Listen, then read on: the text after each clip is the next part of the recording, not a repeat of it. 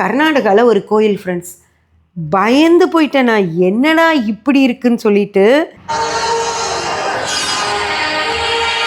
Friends, இந்த video வந்து நான் உங்களுக்கு இப்படி டிஸ்பிளே பண்ணுறேன்.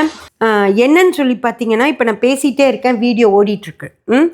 வீடியோவில் ஃபுல்லாக ஒரு கோயிலோட முன்னால் என்ட்ரன்ஸில் லைன் உள்ளே போகுது. உள்ளே போயிட்டுருக்காங்க. ஒருத்தர் 2 பேர் விடுவாங்க இல்லையா, அந்த மாதிரி ஒரு சின்ன லைன் போகுது. அந்த லைன் வந்து இந்த ஜிலேபி வட்டம் மாதிரி கோயிலிருந்து சுற்றி பின்னாடி, கோயிலுக்கு பின்னாடி வர்ற பேரலல் ரோட்டுக்கு போகுது.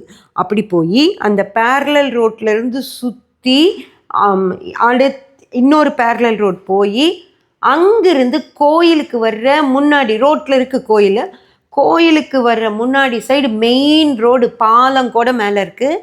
அந்த மெயின் ரோட்டில் சுற்றிட்டு வந்துட்டுருக்காங்க. வந்து மக்கள் லைன் நிற்கிது. சுற்றி வந்து கோயிலுக்கு முன்னாடியே அந்த லைன் திரும்பி வந்துடுது. இப்போ ஒரு சுற்று முடிஞ்சிடுச்சா, ஜிலேபி மாதிரி வருது. அதுக்கப்புறம் திரும்பி இப்படி போகுது. போய் அடுத்த அந்த ரோட்லேயே பஸ் ஸ்டாண்ட்லேயெல்லாம் லைனில் நிற்கிறாங்க.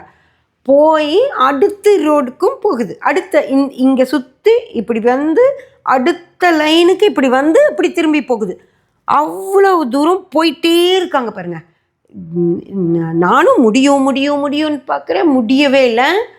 சுற்றி போகுது. இப்போது என்ன பிரச்சனை அப்படின்னா, இந்த கோயில் இங்கே தெரிகிற இடத்துல நிற்பாங்க பார்த்தீங்களா, அவங்களாம் என்ன நினச்சிட்டு நிற்பாங்கன்னா, இந்த லைன் இங்கிருந்து போய் அப்படியே கோயிலுக்குள்ளே போயிடும் அப்படின்னு நினச்சிட்டு நிற்கிறாங்கன்னு நான் நினைக்கிறேன்.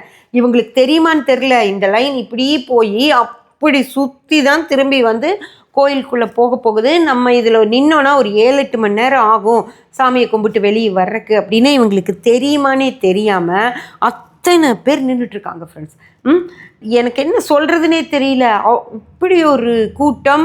எனக்கு சந்தோஷமாக தான் இருக்குது. முருகர் மேலே இவ்வளோ பக்தி வந்துருச்சு.